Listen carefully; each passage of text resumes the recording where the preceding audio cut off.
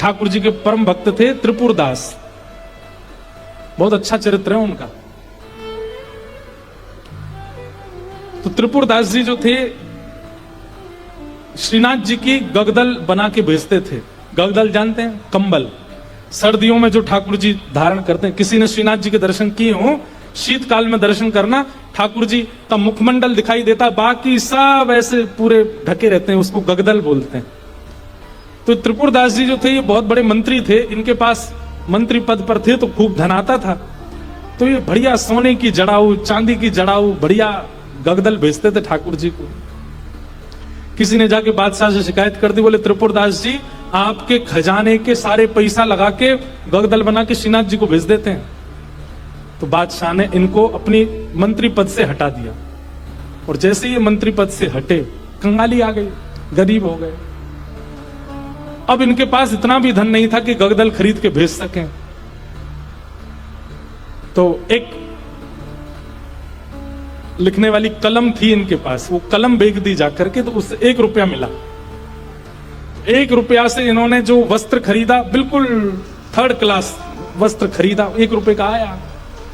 मन में बड़े दुखी थे, बोले ठाकुर जी मैंने कभी ऐसा वस्त्र आपको भेजा नहीं, लेकिन क्या बताऊं, और कोई मेरे पास चारा नहीं।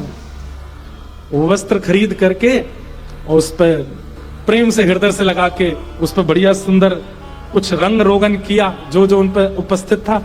थोड़े थोड़े इत्र बचे थे, इत्र लगा दिया और किसी के हाथ मंदिर भिजवा दिए। पहले तो हमेशा खुद जाते थे जब मंत्री थे, लेकिन अब मन में सोचे कि कहीं मैं ऐसी अवस्था में मंदिर गया, गोसाई जी ने अगर मुझे इस अवस्था में देखा तो वे कहीं मुझ पर कृपा करने के लिए धनराशि ना दे दें, इसलिए खुद नहीं गए, किसी के हाथों भिजवा दिया।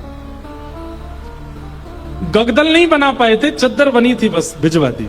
और कोई बात नहीं, ठाकुर जी समझेंगे मेरी परिस्थिति। शीतकाल का समय आया, यहां पर वो चद्दर जैसे ही पहुंची तो भंडारियों ने सोचा ये तो बिल्कुल सामान्य स्थिति की है, ये ठाकुर जी की सेवा में क्यों जावे, ऐसे ही रख दो इसको कहीं किनारे, किनारे में कहीं रख दी।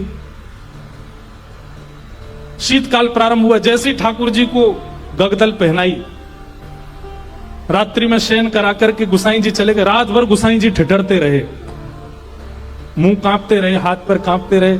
सुबह मंगला में जैसे ही दर्शन करने गए तो भीतर जाके जैसे ही ठाकुर जी को उठाया, ठाकुर जी के दांतों की आवाज आ रही थी, cut cut cut cut cut cut जोर से, और ठाकुर ठिठर रहे हैं जोर से।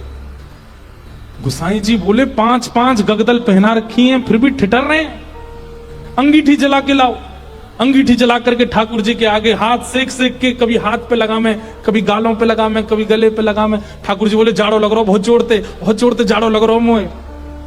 गुसाई जी बोले जय जय। अंगीठी जला दी, 5-5 गगदल उड़ा दी, और गगदल लेके आओ। महाराज 10-10 गगदल, ठाकुर जी ढक गए पूरे रजाइयों में, 5-5 अंगीठी जला दी, और ठाकुर जी हिल रहे हैं जोर से। और केवल नाटक कर रहे हो ऐसा नहीं, स्पर्श करने में बिल्कुल ऐसा लग रहा है जैसे मानो जैसे ठंडे पड़ गए हो ठाकुर जी। गुसाई जी तो इतनी चिंता में आ गए, क्या करें क्या करें क्या करें।